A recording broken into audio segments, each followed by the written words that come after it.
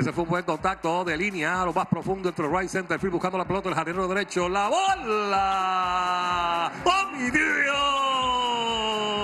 Se fue de jonrón, amigos, para Josh Lester. Jonrón de 2 carreras.